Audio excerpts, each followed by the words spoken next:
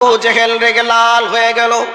আবু জাহেল বলল, ও মুহাম্মদ, তোমাকে আমি নিষেধ করেছি বাপ দাদার ধর্মকে কলঙ্কিত করে অন্য নতুন ধর্মর দাওয়াত দেওয়ার জন্য নিষেধ করেছি। এরপরে তোমাকে আবারও বলছি, যদি দুনিয়াতে বাঁচতে চাও খবরদার তুমি দাওয়াত দিবে না। আল্লাহর নবী বললেন, আমাকে আল্লাহ দাওয়াত দেওয়ার জন্য দুনিয়ায় পাঠিয়েছেন, অতএব আমি যতদিন বাঁচবো ততদিন এই মক্কার মাটিতে ইসলামের দাওয়াত দিয়েই যাব। এই কথা শোনার পরে আবু জেহেল রেগে লাল হয়ে নবীজির উপরে চড়াও হয়ে আক্রমণ করলো। নবীজি ভরাক্রান্ত মনে ব্যথিত মন নিয়ে বাড়ির দিকে চলে আসলেন কান্না করতে করতে। এই অবস্থায় এখনো পর্যন্ত আমির হামজা ইসলাম কবুল করেননি। এই অবস্থায় বাড়ির ভিতরে গিয়ে অঝরে নবীজি কান্না করছেন। এই অবস্থায় আমির হামজার স্ত্রী বলছেন, ওগো আমির হামজা, তুমি নাকি বীর পুরুষ, বীর পালোয়ান আমি শুনেছি। এরপরে তোমার একটা এতিম ভাতিজা আছে, এতিম ভাতিজাকে আবু জেহেল মারবে, গাল দেবে, অপমান করবে, আর তুমি তার প্রতিবাদ করবে না, তাহলে এইভাবে কি তোমার ভাতিজা মার খেতে থাকবে? এই অবস্থায় আমির হামজা যখন স্ত্রীর মুখ থেকে কথা শুনলেন, শোনার সঙ্গে সঙ্গে রক্ত গরম হয়ে গেল। এবার তদানীন্তন সময়ের পার্লামেন্ট, যার নাম দারুন নাদুয়া, ওই দারুন নাদুয়াতে আবু জাহেল লোকজনকে নিয়ে বলছে, ও মক্কার মানুষেরা, তোমরা শোনো, আজকে আমি মুহাম্মদের উপরে যেইভাবে অত্যাচার করেছি, মুহাম্মদকে যেভাবে থ্রেট দিয়েছি, আজ থেকে মুহাম্মদ আর কোনোদিন দিনের দাওয়াত দিবে না। মুহাম্মদকে আজকে যে থ্রেট দিয়েছে, এই থ্রেটের ভয়ে আর কোনোদিন দিনের দাওয়াত দেবে না। এইরকম আলোচনা চলছে। আবুল এবার এই অবস্থায় আমির হামজা সিংহের মতন গর্জন করতে করতে এই অবস্থায় গিয়ে বলছেন, আবু জাহেল, তুই কোথায়? তুই মুহাম্মদকে মেরেছিস, কেন মারবি তুই বল? এই মক্কার মাটিতে তুমি অত্যাচার করো, জুলুম করো, মিথ্যা কথা বলো, ডাকাতি করো, যত রকমের অন্যায় আছে তুমি সব করো, কিন্তু আমার এতিম ভাতিজা কোনোদিন মিথ্যা কথা বলে না, কোনোদিন কাউকে জোর করে কথাও বলে না, আমার ভাতিজা কোনোদিন নারী নির্যাতনের কাজও করেনি, অতএব আমার ভাতিজাকে কেন মেরেছো তুমি বলো? এই কথা বলতে বলতে আবু জাহেল চলে আসলো। আবু জাহেল বলছে, ও আমির হামজা, তুমি কি তোমার ভাতিজার ধর্ম গ্রহণ করেছ, যার কারণে তুমি এমনটা কথা বলছো? বলো কি হয়েছে? এইভাবে তর্ক বিতর্ক, কথোপকথন হতে হতে হযরতে আমির হামজা আবু জাহেলের উপরে আঘাত করলো, মাথা ফেটে রক্ত ঝরতে শুরু হলো। এই অবস্থায় আমির হামজা বাড়ির দিকে রওনা করে নবীজিকে বলছেন, ও আমার ভাতিজা, তুমি আর কান্না করিও না, আমি মারের বদলে মার নিয়ে এসেছি, রক্তের বদলে রক্ত নিয়ে এসেছি, অতএব তুমি আর কান্না করো না। এই অবস্থায় নবীজি বললেন, ওয়ামা আরসালনাকা ইল্লা রাহমাতাল লিল আলামিন। নবীজি বললেন, ও চাচা, আমাকে মারের বদলে মার, রক্তের বদলে রক্ত নেওয়ার জন্য এই পৃথিবীতে আল্লাহ রব্বুল আলামিন পাঠাননি। এই পৃথিবীর পাঠানোর পিছনে আল্লাহ রব্বুল আলামিন আমাকে রহমত স্বরূপ দুনিয়ার বুকে প্রেরণ করেছেন। অতএব মারের বদলে মার, রক্তের বদলে রক্ত নিয়ে এসেছেন বলে আমি খুশি হতে পারলাম না। এই অবস্থায় যদি আপনি গোসল করে কালেমা পড়ে মুসলমান হয়ে যেতেন, তাহলে আমি খুশি হয়ে যেতাম। হযরতে আমির হামজা আর থাকতে না পেরে গোসল করে এসে আল্লাহর নবীর হাতে হাত রেখে কালেমা পড়ে মুসলমান হয়ে গেলেন। আমার ভাই, আমার বন্ধুরা, তাহলে নবীজিকে ইসলাম প্রচার করা থেকে কতটা দূরে রাখলে, কিভাবে কষ্ট দিলে আল্লাহর নবীকে দাওয়াতের ময়দান থেকে বাধা দেওয়া যায়, সেই রকম চেষ্টা, সেই রকম শক্তি সব কিছু প্রয়োগ করেছিল। এরপরেও কি মক্কার মাটিতে মানুষকে ইসলাম থেকে দূরে রাখতে পেরেছিল? পারিনি। মক্কার মাটিতে ইসলামের দাওয়াত পৌঁছিয়েছিল নবীজির মাধ্যমে। মক্কার মানুষরা ইসলাম কবুল করে ধন্য হয়েছিল। মক্কার মাটির ইসলামের সুশীতল ছায়ার তলে আশ্রয় নিয়ে তদানীন্তন সময়ের মানুষগুলি ধন্য হয়েছিল। কিন্তু বর্তমান পৃথিবীতে আজকে আমরা মুসলমান হওয়ার পরে আমরা নিজেরা মুসলমান হিসাবে পরিচয় দিতেও আমরা লজ্জাবোধ মনে করি। এই পয়েন্টগুলিকে এখানে হাজির করলাম। আমি আপনাদের কাছে কুরআনুল কারীমের যে আয়াত পড়েছি, আল্লাহ রাব্বুল আলামিন বলেন, ইউরিদুনা লিইউতফিউ নূরাল্লাহি বিআফওয়াহিহিম ওয়াল্লাহু মুতিম্মু নূরিহি ওয়ালাউ কারিহাল কাফিরুন। কাফেররা মনে করেছিল আল্লাহর দ্বীনকে, আল্লাহর রশ্মিকে, আল্লাহর দ্বীনকে, আল্লাহর জ্যোতিকে মুখের ফুঁক দিয়ে নিভিয়ে দিব, এরকম তারা চেষ্টা করেছিল।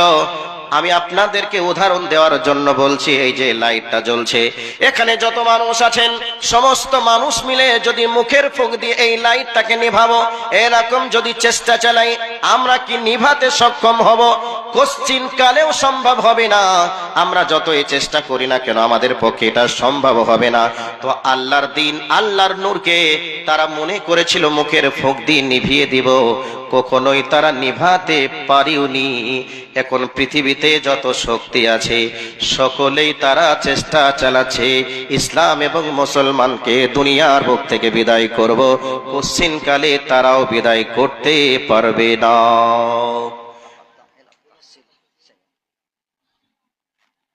তো বিদায় করতে পারিনি, পারবেও না।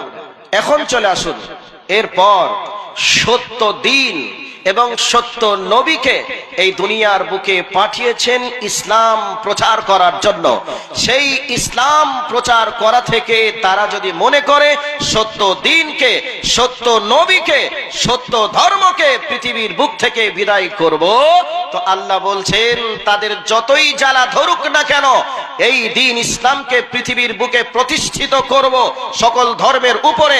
একথাই চূড়ান্ত সত্য। তারা শত চেষ্টা করার পরেও তারা করতে পারেনি, আজ যদি শত চেষ্টা করে তাও পারবে না। একথা আল্লাহ সুবহানাহু ওয়া তাআলা কুরআনুল কারীমের মধ্যে বলেছেন।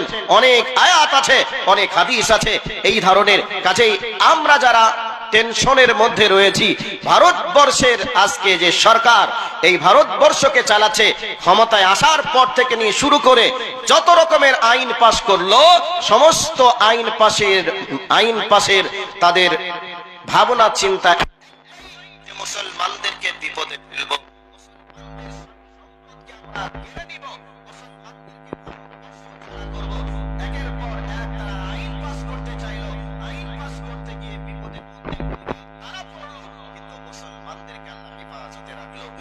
মুসলমান এখনো পর্যন্ত আমরা আল্লাহকে চিনতে পারলাম না। সম্মানিত উপস্থিতি, আমি আপনাদের কাছে যে তথ্যগুলি নিয়ে আলোচনা করছি, এই তথ্যগুলি এক একটা ঘটনার এক একটা ওয়েট, এক একটা গুরুত্ব রয়েছে, কিন্তু আমরা সেগুলিকে বোঝার চেষ্টা করতে পারছি না।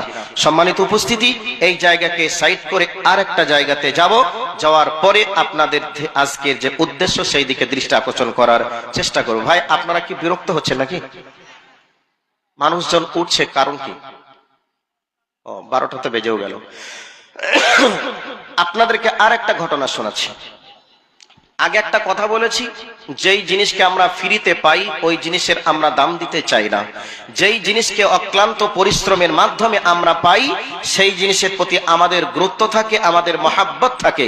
সাহাবায়ে কেরাম আলাইহিম আজমাইরা অক্লান্ত মেহনত করে, অনেক রকমের ত্যাগকে স্বীকার করে দিন ইসলামকে পেয়েছিলেন। এই জন্য দিন ইসলামকে তারা মূল্যায়ন করতে চেয়েছিলেন। একটা ঘটনা আপনাদেরকে শোনাচ্ছি, এরপরে এবার মেন জায়গাতে আসার চেষ্টা করব। একজন সাহাবী, নাম তার আব্দুল্লাহ বিন হুযাইফা সাহামী রাদিয়াল্লাহু তাআলা আনহু। সেই আব্দুল্লাহ ইবনে হুযাইফা সাহামী রাদিয়াল্লাহু তাআলা আনহু হযরতে ওমর রাদিয়াল্লাহু তাআলা আনহুর জামানায় ইসলামের দাওয়াত নিয়ে কোনো একটা জায়গাতে গেলেন। যাওয়ার পরে তদানীন্তন সময়ের স্বৈরাচারী শাসনের হাতে শাসকের হাতে বন্দী হয়ে গেলেন। এরপর আব্দুল্লাহ বিন হুযাইফা সাহামীকে অফার করা হলো, হে আব্দুল্লাহ বিন হুযাইফা সাহামী, তুমি আজকে যার কাছে এসেছো এর পরিণাম তোমার কি হবে তুমি কি জানো? আব্দুল্লাহ বিন হুযাইফা সাহামী বলছেন, না, এর পরিণাম আমার কি হবে এর প্রতি আমার অবগত আমার নেই। শেষকালে হযরতে আব্দুল্লাহ বিন হুযাইফা সাহামীকে অফার করা হলো বাদশার পক্ষ থেকে, কি, হে আব্দুল্লাহ বিন হুযাইফা সাহামী, তুমি এসেছো আমার কাছে, তুমি যদি বাঁচতে চাও তাহলে তোমার জন্য বাঁচার রাস্তা আমি বার করে দিচ্ছি। তুমি যদি মুহাম্মাদের ধর্মকে ত্যাগ করে তুমি যদি আমাদের ধর্মে ফিরে আসো, তাহলে তোমাকে এতটা স্বর্ণ মুদ্রা দেওয়া হবে। তুমি যদি স্বর্ণ মুদ্রা নিয়ে তুমি যদি ধর্ম ত্যাগ করে আমার ধর্মে চলে আসো, তাহলে তোমাকে এই আসনের নেতা বানিয়ে দেওয়া হবে। আব্দুল্লাহ বিন হুযাইফা সাহাবী বললেন, আমার স্বর্ণের কোনো প্রয়োজন নেই। শেষকালে বলে দেওয়া হলো, তোমাকে নেতৃত্বের আসনে বসানো হবে। আব্দুল্লাহ বিন হুযাইফা সাহাবী বললেন, না না, আমার নেতৃত্বের পাওয়ার নেই, পাওয়ারের প্রয়োজন নেই। শেষবারের জন্য বলা হলো, আমি বাদশা, আমার একটা কন্যা আছে, আমার কন্যার সঙ্গে তোমার বিবাহ দিয়ে আমি তোমাকে জামাই বানিয়ে নিব। তুমি হলে বাদশার জামাই, তুমি কি রাজি আছো? এরপরে আব্দুল্লাহ বিন হুযাইফা সাহাবী বললেন, না না না, আমার প্রয়োজন নেই। এই অবস্থা চলতে চলতে আব্দুল্লাহ বিন হুযাইফা সাহাবী রাদিয়াল্লাহু তাআলা আনহুকে বলা হলো, এবার তোমাকে সুরের মঞ্চে চাপিয়ে বিদায় করে দেওয়া হবে দুনিয়ার বুক থেকে, এবং তোমার সঙ্গে যেই সমস্ত সাহাবীরা এসেছে এদেরকে একটা একটা করে দুনিয়ার বুক থেকে বিদায় জানিয়ে দেওয়া হবে। সুরের মঞ্চে চাপানোর জন্য যখন রেডি হয়ে গেল, প্রস্তুত হয়ে গেল, এই অবস্থায় আব্দুল্লাহ বিন হুযাইফা সাহাবীকে জিজ্ঞাসা করা হলো, তোমার মনে কি কোনো স্বপ্ন আছে? তিনি বললেন, হ্যাঁ স্বপ্ন আছে, আমি ওই দিকে গেলাম না, এবার যেটা বলছি ওই জায়গায় আসুন। সুরের মঞ্চে চাপার পরে মানুষের বিভিন্ন দিকে ইচ্ছা থাকে। এই অবস্থায় আব্দুল্লাহ বিন হুযাইফা সাহাবী মৃদু সুরে হাসছেন, আর মিটি মিটি সুরে হাসছেন, আর চোখ দিয়ে আনন্দের পানি যেন পড়ছে। এই অবস্থায় আব্দুল্লাহ বিন হুযাইফা সাহাবীকে বলা হলো, সুরের মঞ্চে চেপে তো মানুষ কোনো কিছুই চায় না, মানুষ তো দুনিয়ায় বাঁচতে চায়, ছেলে মেয়ের কাছে খবর দিতে চায়, তার মনের অন্তিম কিছু কথা থাকে, ওই কথাগুলিকে বলতে চাই, মনের ইচ্ছা তার প্রকাশ করতে চাই। তবে আব্দুল্লাহ বিন হুযাইফা সাহাবী, তোমার মনের কি কোনো ইচ্ছা আছে? তুমি বলো, এরকম তুমি কেন করছো? আব্দুল্লাহ বিন হুযাইফা সাহাবী রাদিয়াল্লাহু তাআলা আনহু তিনি বলছেন, ও বাদশা, তুমি শুনে রেখে দাও, আমি এই জন্য চোখের পানি ছেড়ে দিয়ে কান্না করছি, যদি আমার আল্লাহ আমাকে আজকে এই সুবর্ণ সুযোগে দিন ইসলামের জন্য প্রত্যেকটা লোমের পরিবর্তে একটা করে রূহ দিতেন বা আত্মা দিতেন, আজকে আমি প্রত্যেকটা রূহুর প্রত্যেকটা লোমের পরিবর্তে যদি একটা করে আত্মা পেতাম, রূহ পেতাম, তাহলে এই সুবর্ণ সুযোগে আমি সমস্ত আত্মাগুলিকে উৎসর্গ করে দিতে পারতাম, তাহলে আমি আনন্দিত হতাম, আমি খুশি হয়ে যেতাম।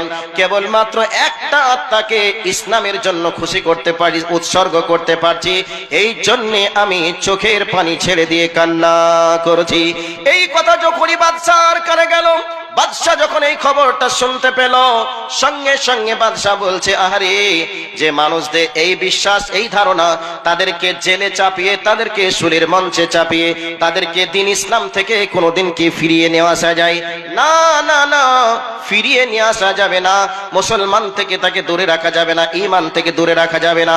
শেষকালে এবার বাদশা বলল, আব্দুল্লাহ বিন হুযাইফা সাহাবী, তোমাকে অনেক রকমের অফার করেছে, কোন অফারে তুমি কাজ মেনে নাওনি, রাজি হওনি, তবে আমি তোমাকে একটা অফার দিচ্ছি, শুনে রেখে দাও।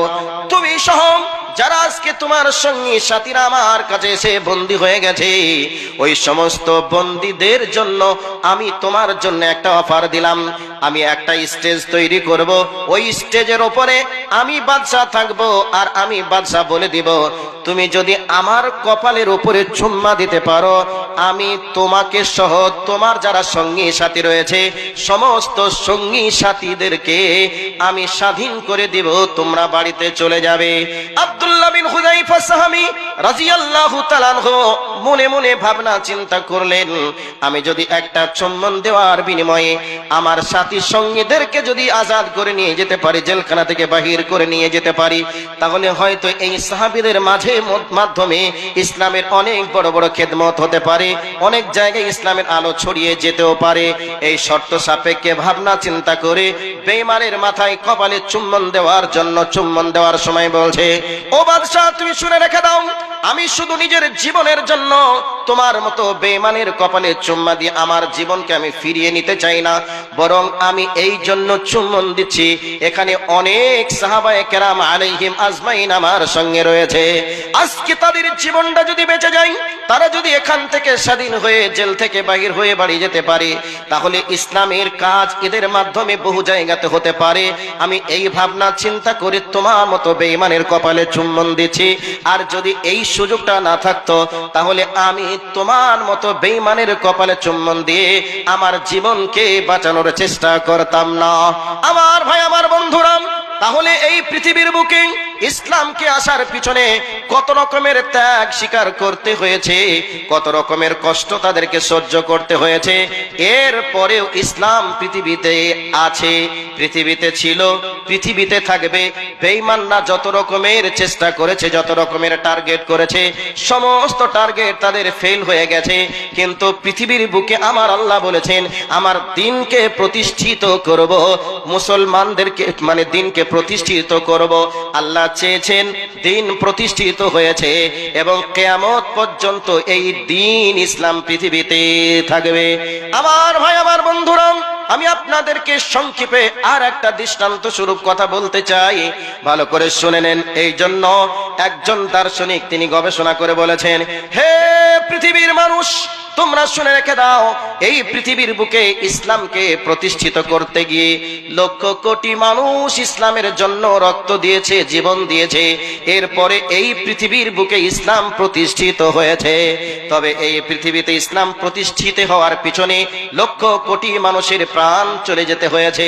মা তার সন্তানকে ইসলামের জন্য যুদ্ধের পোশাক পরিয়ে দিয়েছে, হাতে অস্ত্র তুলে দিয়েছে।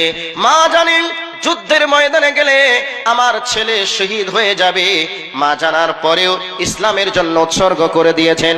একটা ঘটনা আপনাদেরকে ছোট্ট করে বলি। আল্লাহর নবী কোন একটা যুদ্ধে যাওয়ার জন্য প্রস্তুতি নিচ্ছেন, এই অবস্থায় একজন মহিলা আল্লাহর নবীকে বলছেন, নবী গো, আপনি তো যুদ্ধের ময়দানে যাচ্ছেন, তবে আমার স্বামী যুদ্ধের ময়দানে গিয়ে শাহাদাত বরণ করেছেন, এখন আমার তো যুদ্ধে যাওয়ার মতো অনুমতি নেই। তবে আমি একজন মহিলা, আমার কাছে তেমন কোনো টাকা পয়সাও নেই যে আপনাকে সাহায্য করব। তবে নবী গো, আমার কোলের 6 মাসের একটা বাচ্চা আছে, এই 6 মাসের বাচ্চাটাকে নিয়ে আপনি যুদ্ধের ময়দানে চলে যান। এই অবস্থায় মেয়েটির কথা শুনে বিশ্ব নবী আমার বললেন, মা তুমি শোনো, যুদ্ধের ময়দানটা কি এমন জায়গা যে জায়গায় গিয়ে বাচ্চাকে আদর করা যাবে, কোলে নেওয়া যাবে, চুম্বন খাওয়া যাবে? অতএব সেই রকম তো কোনো জায়গা নয়। সেই জায়গাতে গিয়ে আমি কেমন করে তোমার বাচ্চাকে নিয়ে আদর করব? এই অবস্থায় বিশ্বনবী জনাবে মুহাম্মদুর রাসূলুল্লাহ সাল্লাল্লাহু আলাইহি ওয়াসাল্লাম মহিলাটাকে যখনই বললেন, মহিলাটা তখন বলছেন, নবী গো, আমার বাচ্চাটাকে নিয়ে আদর করে চুম্বন দিয়ে খেলার জন্য বলছি না, বরং আপনাকে এই জন্য বলছি যুদ্ধের ময়দানে নিয়ে যেতে। বেঈমানরা যখন আপনাকে লক্ষ্য করে তীরের আঘাত করবে, ড্যাগারের খোঁচা মারবে, বল্লমকে ছুঁড়ে মারবে, এই অবস্থায় আমার কলিজার টুকরা নয়নের পুতুলিকে আপনি ঢালের মতো করে ব্যবহার করবেন। বিনিময়ে আপনার শরীর বেঁচে যাবে, আমার ছেলের শরীরের উপরে তীরের আঘাত লাগবে, ড্যাগারের খোঁচা লাগবে, বল্লমের আঘাত লাগবে। বিনিময়ে আমার সন্তান দুনিয়ার বুক থেকে বিদায় নেবে, আমার নবী দুনিয়ায় বেঁচে থাকবে। কিয়ামতের ময়দানে আমি শহীদের মা হিসেবে জান্নাতে যেতে পারবো, আর আমরা দুনিয়াতে নবীকে পাবো। তাহলে এইরকম ত্যাগের বিনিময়ে পৃথিবীতে এসেছে ইসলাম, পৃথিবীতে প্রতিষ্ঠিত হয়েছে ইসলাম, আমরা পেয়েছি ইসলামকে। এই জন্য একজন দার্শনিক বলছেন, হে পৃথিবীর মানুষ তোমরা শোনো, আমি দেখতে পাচ্ছি যে কোরআনটাকে তোমরা দেখতে পাচ্ছ, কোরআনটাকে সাদা কাগজের উপরে কলমের কালি দিয়ে লেখা রয়েছে, আর আমি দার্শনিক দেখছি কলমের কালি দিয়ে নয়, কোরআনটাকে লেখা রয়েছে শহীদের রক্তর উপরে। শহীদরা রক্ত দিয়েছে, এ পৃথিবীতে ইসলাম প্রচার হয়েছে। শহীদরা রক্ত দিয়েছে, এ পৃথিবীতে কোরআন নামক জিনিসটা এসেছে। শহীদরা রক্ত না দিলে এ পৃথিবীতে কোরআন নামক বা ইসলাম নামক কোনো জিনিস পৃথিবীতে আসতো না। কত ত্যাগ, কত কিছু ত্যাগ স্বীকার করার পরে এ পৃথিবীতে আমরা পেয়েছি ইসলাম। আর আমরা মুসলমান বাড়িতে বসে ইসলামকে পাওয়ার পরে মসজিদে আজান শুনতে পাই, আমরা মসজিদে গিয়ে সালাত আদায় করতে পারি না। আমরা মুখে বলি আমরা মুসলমান, মুখে আমরা দাবি করি ইসলামের জন্য অনেক কিছু করব, কিন্তু ধর্মের জন্য আমরা তেমন কিছু করতে চাই না, তেমন কিছু করতে পারিও না। সম্মানিত উপস্থিতি, আপনাদেরকে বলতে চাচ্ছিলাম আজকে এটা হলো একটা মাদ্রাসা। আগে বলেছি এই মাদ্রাসা আছে, পৃথিবী আছে, এই মাদ্রাসা নেই, পৃথিবী থাকবে না। কাজে এই মাদ্রাসার জন্য, এই মাদ্রাসা বন্ধ করার না করার সমস্ত কিছুই আপনারা মাদ্রাসায় অর্থনৈতিকভাবে, মানসিকভাবে, দৈহিকভাবে সাহায্য সহযোগিতা করলে মাদ্রাসা থাকবে। আর যদি অর্থনৈতিকভাবে, মানসিকভাবে যত রকমের প্রেক্ষাপট আছে সেগুলি থেকে আমরা যদি দূরে চলে যাই, তাহলে মাদ্রাসা অটোমেটিক বন্ধ হয়ে যাবে। সম্মানিত উপস্থিতি, বক্তব্য আমি শেষ করিনি। এরপরে যখনই একটু মাদ্রাসার জন্য কথা আসলো, আপনারা উঠতে শুরু করলেন। দয়া করে, মেহেরবানি করে আপনারা উঠবেন না। আমি আর মাত্র 5 থেকে 7 মিনিট আপনাদেরকে এই দিকে দৃষ্টি আকর্ষণ করে কিছু কথা বলবো। বলার পরে এই বিষয়কে সামনে রেখে সামনের দিকে কিছু কথা আলোচনার দিকে আগিয়ে নিয়ে যাওয়ার চেষ্টা করব। একটু ধৈর্যের পরিচয় দিয়ে একটু আপনারা বসার চেষ্টা করুন। মা ও বোনেরা, আপনারা বসে আছেন, ধৈর্যের পরিচয় দিয়ে আপনারা বসে থাকবেন, এটা আপনাদের প্রতি আন্তরিক দাবি রেখে আমি আপনাদের কাছে দাবি রাখার চেষ্টা করছি। সম্মানিত উপস্থিতি, আপনাদেরকে এতক্ষণ ধরে ঈমানকে তাজা করার জন্য ইসলাম ও মুসলমানদের সংক্ষিপ্ত ইতিহাসগুলি আপনাদেরকে দেওয়ার চেষ্টা করলাম, যাতে করে আমাদের ঈমান তাজা হয়। ভাইয়া, আমি আপনাদেরকে বলছিলাম এই মাদ্রাসার জন্য শেষ লগ্নে, গভীর রাত্রিতে এমন কেউ কি আছেন যিনি বলবেন মাওলানা সাহাবায়ে কেরাম আলাইহিম আজমাইনরা ইসলামের জন্য জীবন দিয়েছেন, এ ভারতবর্ষের মাটিতে ইসলামকে প্রতিষ্ঠিতের পিছনে অনেক আলেম, অনেক মুসলমান এই ভারতবর্ষেই জেলের মাটিতে ছিল, লক্ষ লক্ষ টাকার ট্যাক্স দিয়ে মুসলমানকে এই ভারতবর্ষে বসবাস করার সুযোগ করিয়েছিল। তারা আজকে দুনিয়া থেকে চলে গেছে, আমরা বেঁচে আছি। সেই দিকে লক্ষ্য রেখে এই মাদ্রাসা আমরা পেয়েছি, দিন পেয়েছি। সেই দিকে ভাবনা চিন্তা করে এই মাদ্রাসার জন্য শেষের বেলায় আমি 10 জন ব্যক্তিকে দেখব, একটা করে 1000 টাকা দেওয়ার মতো কে কে আছেন? আল্লাহর হস্তে একটু মেহেরবানি করে 10 জন একটা করে 1000 টাকা দিবেন, তাদের জন্য প্রাণ খুলে দোয়া হবে। আল্লাহকে কথা বলবেন, আল্লাহ ইসলামের জন্য জান দেওয়ার জন্য প্রস্তুত আছি, যখন জান লাগবে তখনই দেব। কিন্তু আল্লাহ যে জায়গায় বলেছেন, আগে দানের কথা বলেছেন, মালের কথা বলেছেন, তারপরে জানের কথা বলেছেন। দানের কথা আগে, মালের কথা তারপরে জানের কথা। তো সেই দিকে লক্ষ্য রেখে মাল আল্লাহকে দিবেন আর আল্লাহকে বলবেন, আল্লাহ জীবনে যদি এইরকম পরিস্থিতি চলে আসে সেই দিন জীবনটাও দিব, কিন্তু আজকে তোমার নবীর ভালোবাসায় আল্লাহকে রাজি করার জন্য আমি 1000 টাকা ছিল, 1000 টাকা দিলাম। আল্লাহ কিয়ামতের ময়দানে আমাকে তুমি ভুল ত্রুটি ক্ষমা করে শহীদের কাতারে দাঁড় হওয়ার সুযোগ তুমি দান করিও। এই নিয়াতে একটা করে 1000 টাকা 10 জনের কাছে চাইছি। আপনারা একটু মেহেরবানি করে আসুন। মাওলানা রিজাউল্লাহ হাফিজাহুল্লাহ উনি 5000 টাকা দান করেছেন। নারে তাকবীর। মাওলানা রিজাউল্লাহ সাহেব উনি 5000 টাকা দিয়েছেন। মাশাআল্লাহ, জাযাকাল্লাহ খায়রান জাযা ফিদ দুনিয়া ওয়াল আখিরা। আল্লাহুম্মা সাল্লি আলাইহি, আল্লাহুম্মা বারিক আলাইহি। আয় আল্লাহ, তোমার বান্দা, প্রিয় বান্দা মাওলানা রিজাউল্লাহ সাহেব তোমার নবীর মাদ্রাসাতে 5000 টাকা দান করেছেন। মাবুদ, এই 5000 টাকার বিনিময়ে তুমি দুনিয়ায় 5 কোটি টাকার মালিক বানাও, আখিরাতে আল্লাহ তুমি তাকে জান্নাতুল ফিরদাউসের মেহমান বানাও। আল্লাহ তোমার কাছে দাবি রাখি, বাড়ির সকলকেই তুমি আল্লাহ 5 ওয়াক্তের নামাজি বানানোর সাথে সাথে বাড়িকে আল্লাহ তুমি দ্বীনের আলোয় উজ্জ্বলিত করো। আমিন, আল্লাহুম্মা আমিন। আয় আল্লাহ, তোমার বান্দারা 2